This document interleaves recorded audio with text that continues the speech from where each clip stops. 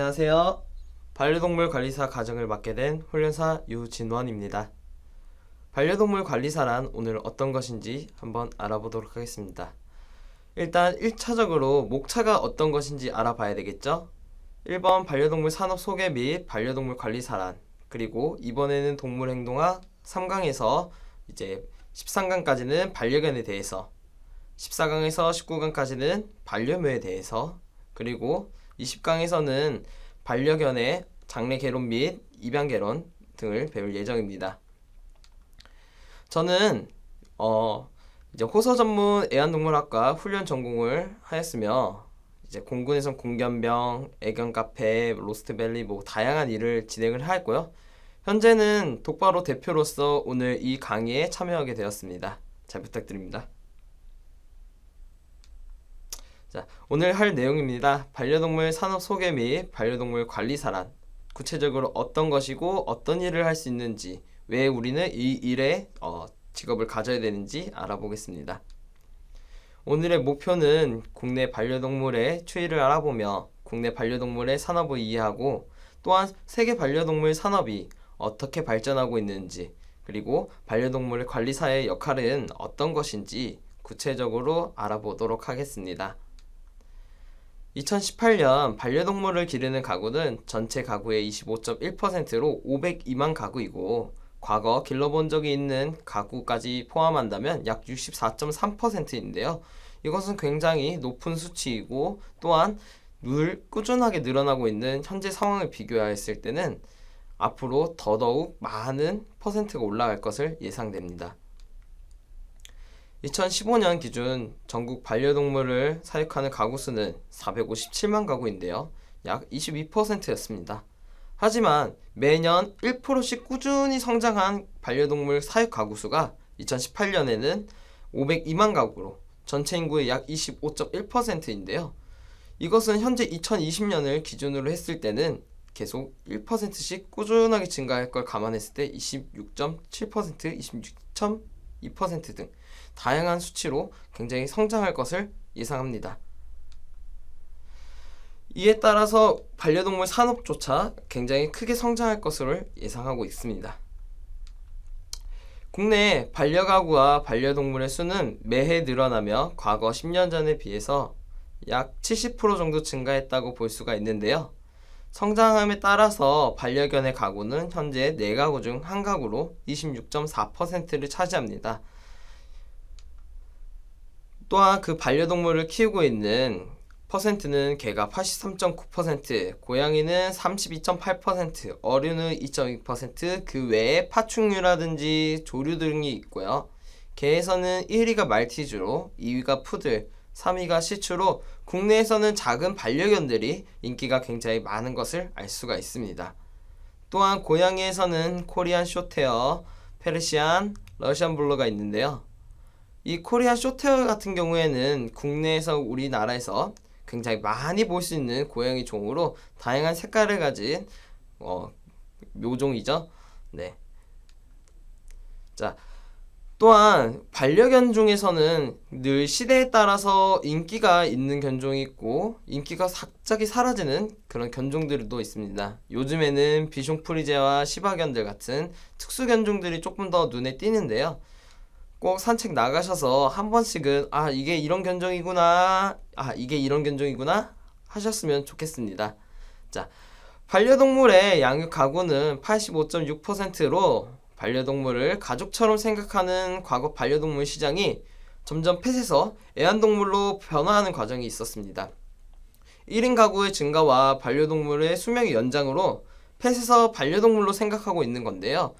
예를 들어서 우리 반려동물한테 자신을 엄마, 아빠, 오빠, 누나 여러 가지 호칭으로 사람처럼 의인화를 하게 되었습니다. 또한 이것이 상대적으로 제일 높을 때가 60대에서 굉장히 반려동물을 진짜 가족처럼 생각하는 경우가 많은데요. 근데 또 신기한 거는 반려견보다는 반려묘 양육이 점점 증가하고 있습니다. 왜일까요? 아마도 반려묘를 키우는 대상들이 조금씩 변화하고 있어서 그런 것 같습니다. 반려묘는 상대적으로 관리하기가 쉽고 반려견보다 편한 관리성이 있기 때문에 반려묘를 키우는 경우가 많은데요. 그러다 보니 이제 노인분들이라든지 아니면 직장 생활이 바쁜 분들이 좀 많이 키우는 경향들이 생기고 있습니다. 반려동물 연간 산업별 시장 성장률입니다. 자, 우리는 반려동물을 키우게 되면은 반드시 소비해야 될 여러 가지 물건들이 있습니다. 대체적으로 동물 사료라든지 동물 의약품이라든지 반려동물 용품들이 그 예인데요.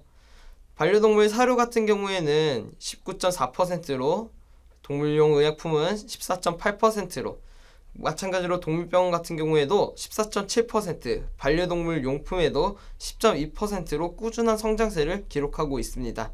자, 반려동물 사료 같은 경우에는 수제 간식이나 동결건조 사료, 그런 여러 가지 좋은 상품들 때문에 계속 꾸준한 소비세가 이어지고 그에 따라서 꾸준한 발전이 이루어지고 있고요. 그에 따라서 반려동물의 인식 상향과 동시에 반려견에게 좀 더 좋은 서비스를 제공하기 위해서 의료 서비스라든지 아니면 반려견 케어 CCTV라든지 여러 가지 서비스 제품들도 많이 나오고 있습니다. 반려견 양육 가구는 보통 12.8만원, 반려묘 양육 가구는 12만원, 둘 다 양육하는 가구는 24.8만원으로 생각보다 많은 지출을 내고 있습니다. 이에 따라서 가끔씩은 병원에 가고 아니면 예방접종을 하거나 아니면 수술을 하게 되면 이 월 평균 지출액이 굉장히 높아질 것으로 예상이 되는데요. 이에 따라서 우리도 뭔가 준비를 해야 된다고 생각합니다. 국내 반려동물 산업 동향입니다. 자, 국내 반려동물 산업 시장은 현재 1인, 2인 가구의 증가와 더불어 반려동물의 양육 수도 늘어날 것으로 기대하고 있습니다. 향후에는 국내 반려동물 등 관련 시장이 연평균 1% 이상의 성장세가 기록되어 2023년에는 4조 6천억 원을, 2027년에는 6조 원의 시장 규모를 기대하고 있습니다. 그렇기 때문에 그와 따른 여러 가지 직업들도 많이 늘어날 것이며 그에 따른 여러 가지 사업들도 많이 늘어날 것으로 예상이 됩니다. 국내 1인 가구와 부부 가구가 굉장히 높은데요. 2015년에는 27.2%, 15.5%에서 2025년에는 1인 가구가 31.9%, 부부 가구가 20.7%, 이것은 전체 절반을 넘어서면서 반려동물에 대한 관심이 계속 증가할 것으로 예상이 됩니다.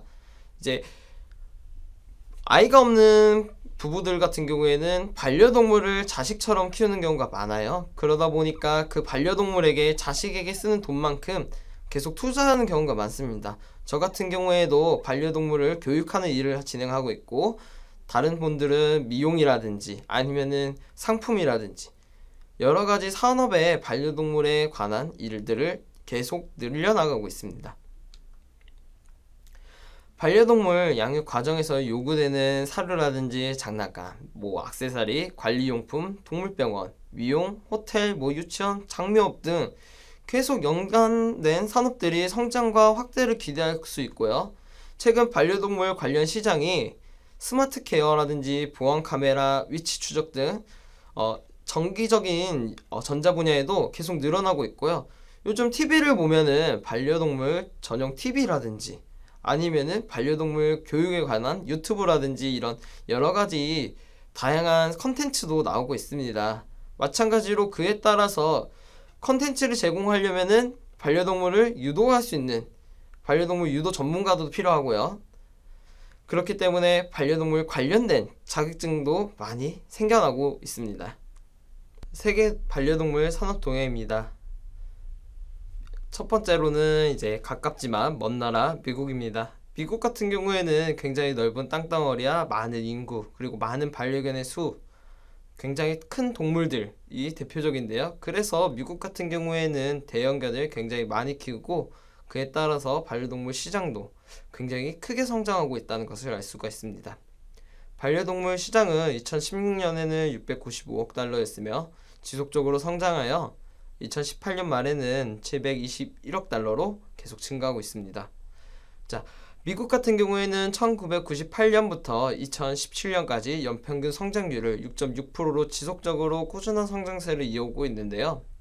업종별로 보면은 사료 간식 41.8%, 수의사 진료는 24.6%, 용품 및 의약품은 21.7%의 분포를 보이고 있습니다. 최근 5년간 사료 간식 시장이 굉장히 크게 성장하였는데요. 이거는 반려견의 수가 증가함에 따라서 반려견의 사료를 소비하는 것에 따라 반려견 사료를 굉장히 관심도 많이 가지면서 그런 시장이 굉장히 크게 성장했다라는 것을 볼 수가 있습니다. 그 외에 다르게 펫서비스 산업은 2017년에는 8.9%로 소폭 확대했는데요. 펫서비스 같은 경우에는 우리나라 아니면 일본이라든지 뭐 그렇게 조금 바쁜 일상을 보내는 반려견을 키우는 가족들한테 굉장히 유용한 서비스입니다. 미국 같은 경우에는 반려견을 키울 때 무조건 산책이 기본적인 법적인 규칙이고요. 그에 따라서 그걸 신고도 할 수 있고 그거를 보호할 수 있는 역할도 가능을 합니다. 그렇기 때문에 펫서비스 산업 같은 경우에는 생각보다 낮은 성장률을 기록하고 있습니다. 자, 미국 같은 경우에는 아까도 말했다시피 굉장히 대형견들을 많이 키워요. 그러다 보니까 큰 동물에 맞춰지는 목줄이라든지 하네스라든지 사료라든지 여러가지 제품들이 대형견 쪽으로 많이 발달하고 있는데요. 우리나라에서도 그런 대형견들을 키우시는 분들은 이상하게 해외 쪽에 있는 제품들을 더욱더 선호를 합니다. 왜냐하면은 그 제품들은 더욱더 대형견에 맞춰서 제작되어 있기 때문에 계속 꾸준한 수입을 이뤄 계속 그런 미국에 있는 제품들을 구매하고 있습니다. 자, 정말 가깝지만 먼 나라죠. 일본입니다. 일본 같은 경우에는 우리와 같이 있는 아시아 국가로서 섬에 있지만 다양한 해외 문화를 전달받고 그걸 흡수하고 다시 전파하는 역할을 했던 나라 중 하나입니다. 반려동물을 기르는 가구 수가 계속 낮아지고 있는 일본의 경우에서는 고양이 상품을 투입함으로써 시장 전체가 조금이라도 더 성장할 수 있게 반려동물에 관련된 사업을 계속 추진을 하고 있는데요. 예를 들어서 반려동물과 관련된 상품인 고양이상을 주력으로 팔았던 적도 있고, 또한 반려동물을 키우는 인구수를 늘리기 위해서 양육에 대한 지원과 반려동물 생활에서 즐기기 위한 서비스 측면에서 굉장히 다양한 서비스 정책들을 내세우고 있습니다. 마찬가지로 요즘 일본 같은 경우에는 고령화 문제가 굉장히 두드러지고 있습니다. 그에 따라서 반려동물도 고령화에 대한 서비스가 많이 생겨나고 있는데요. 건강관리와 관련된 사종 사료 공급기 아니면 집에 혼자 있는 반려견이라든지 반려묘를 위해서 CCTV라든지 장난감, 움직이는 장난감을 사주는 경우가 많아요. 그걸 통해서 반려견이 지금 집안에서 잘 생활하고 있는지 아니면은 사고를 치지 않는지, 어디가 아픈 건 아닌지, 나를 분리불안으로 날 찾고 있는 건지 아닌지 여러 가지 방식으로 그런 서비스 사업도 굉장히 많이 늘어나고 있습니다. 일본은 이상하게 2017년 기준으로 반려묘의 수가 952만 마리에서 반려견의 수 892만 마리를 넘어섰습니다. 자, 이는 일본 펫푸드 협회가 반려동물 실태 조사를 하고 처음 있는 일인데요. 일본이 계속 고령화를 진행하면서 일어나는 현상으로 많은 사람들이 반려견보다는 반려묘를 키우는 경우가 많아진 걸로 예상이 됩니다. 자, 반려묘 같은 경우에는 반려견에 비해서 굉장히 관리가 쉽고 키우기가 어렵지 않다라는 장점이 있습니다. 그에 따라서 노인들도 굉장히 잘 키울 수 있고요. 바쁜 회사원들도 정말 잘 키울 수가 있습니다. 2016년에 비교해보면은 반려묘의 수는 21만 7천 마리였는데 반려견의 수는 43만 6천 마리가 감소한 걸로 측정이 됩니다. 반려묘의 수는 증가했고 반려견의 수는 감소한 걸로 보여지고요. 그에 따라서 이제 고양이를 키우는 사람들이 고양이를 관련된 여러 가지 상품들이라든지 서비스라든지 산업이 굉장히 점점 더 커질 거라고 예상이 됩니다. 특히 일본 내 1인 가구라든지 고령화에 있는 분들이 특히나 그런 고양이들을 선호하고요. 우리나라도 저런 1인 가구라든지 고령화의 문제에 따라서 고양이에 관련된 여러 가지 산업이라든지 서비스가 굉장히 커질 거라고 예상이 됩니다. 자, 일본 같은 경우에는 굉장히 작은 반려견을 선호를 합니다. 약간 미니멀리즘이라고 하죠. 근데 우리나라도 아까 얘기했다시피 말티즈, 시츄, 뭐 푸들, 다양한 소형견들을 굉장히 선호를 합니다. 그에 따라서 그런 작은 개를 만드는 일본 같은 경우에는 뭐 옛날에는 컵 사이즈라고 했던 그런 견들이 있었지만 요즘은 마이크로 훨씬 더 작은 강아지들을 만들고 있어요. 그래서 유전적인 문제라든지 아니면은 그 작은 개들이 우리나라에 넘어와서도 이런 작은 개들이 있고 이런 작은 개들을 계속 분양하려고 하는 그런 문화적으로 흡수하는 부분들이 많아졌어요. 하지만 그에 따라서 좋은 점도 있었습니다. 작은 개를 좋아하는 일본 같은 경우에는 우리나라의 반려견 제품들과 정말 잘 맞습니다. 특히 작은 개들을 많이 키우는 가정이기 때문에 그에 따라서 계속 반려견이라든지 아니면 반려견의 반려묘라든지 관련된 그런 상품들을 주기적으로 수입하여 그것을 잘 보고 또 새로운 방법으로 개량해서 국내에서 계속 출시가 되고 있고요. 마찬가지로 사료도 소형견에게 맞춰져 있는 작은 칼로리의 사료들이 계속 꾸준하게 나오고 있습니다. 반려동물 관리사의 활동 분야는 뭐 반려견의 교육이라든지 행동심리학이라든지 호텔이라든지 유치원, 반려동물 용품샵, 펫시터, 대리산책, 반려동물 미디어 저널, 반려동물 펫코디, 의류 및 액세서리, 반려동물 사료회사 및 수제간식, 반려동물 촬영 전문가 정도가 있고요. 우리 이 반려견 교육 같은 경우에는 오늘 계속 이 강의를 쭉 들으시다 보면은 행동학이라든지 아니면은 다양한 뭐 품종학이라든지 이런 걸 배우면서 이 아이는 이런 성격이고 이렇기 때문에 이렇게 진행할 수도 있고 이런 행동을 할 수도 있구나 라는 걸 유추를 하여서 반려견을 교육을 하고 그런 행동을 상담하는 일을 합니다. 자, 호텔과 유치원 같은 경우에는 나는 반려견을 그렇게까지 전문가스럽진 않지만 내가 이 반려동물을 정말 잘 케어하고 싶다 라고 생각되시는 분들이 하는 일인데요. 다양한 반려견들을 뭐 한 곳에 모아놓고 거기서 이 아이는 이런 성격이니까 이렇게 관리를 해야 되겠다. 마치 사람 유치원 같이 그런 관리하는 일을 합니다. 자, 반려동물 용품샵에 왜 반려동물 관리사가 필요할까요? 반려동물 관리사는 반려동물을 전문가스럽게 키우면서 관리하는 역할인데 반려동물 용품 중에서는 특이하게 이것을 어떻게 쓰는 것인지 구체적으로 알지 못해서 이걸 올바르게 사용하지 못하는 경우가 많아요. 자, 여러분들은 산책하실 때 혹시 자동 리드줄을 쓰시나요? 자, 자동 리드줄은 원래 초크 체인에다가 쓰는 제품입니다. 자유롭게 산책하는 줄이 아니에요. 자, 자동 리드줄 같은 경우에는 줄이 늘어나죠. 하지만 줄을 잘 보시면요, 그냥 늘어나는 게 아니라 어느 정도 팽팽함을 가지고 늘어납니다. 자, 초크 체인 같은 경우에는 그 어느 정도의 팽팽함을 가지고 반려동물을 케어하고 교육하는 목적에 두고 사용하는 제품이에요.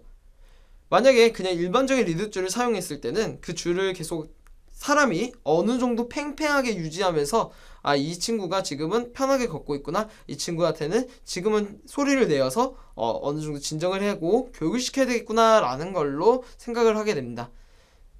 참고로 이거는 일본에서 소형견한테 하네스에 자동 리드줄을 걸면서 이게 우리나라에 전파되어 나타나게 된 현상이고요. 그런 걸 미리 알고 공부하셨다라면은 이 반려동물 용품이 어떤 것이고 어떤 원리로 뭐 어떤 목적으로 이렇게 사용했는지 정확하게 아실 겁니다. 자, 반려동물 미디어 저널 같은 경우에는 자, 우리는 여러 가지 방송 중에라든지 아니면 유튜브라든지 방송 중에 반려동물 관련, 반려묘에 관련된 여러 가지 채널들을 보게 됩니다. 근데 이 채널들을 잘 보면요, 하는 이유라든지 아니면 하는 원인이라든지 결과에 따라서 얘는 이렇게 되는데 얘는 왜 이렇게 될까? 조금 다른 양상으로 퍼집니다. 근데 내가 만약에 반려동물 관리사라는 자격증이 있으면은 얘는 이것 때문에 성격 자체가 소심하고 겁이 많아서 짖고, 얘는 너무 자신감이 넘치기 때문에 자기가 먼저 위협을 하는구나 라는 거 정도는 이해할 수 있다 이 말입니다. 그렇기 때문에 우리는 계속 반려동물 관리사라는 그런 자격증을 관심을 가지고 이번 관리사 자격증을 꼭 따시기 바랍니다. 오늘 1강은 여기서 마치겠습니다. 감사합니다.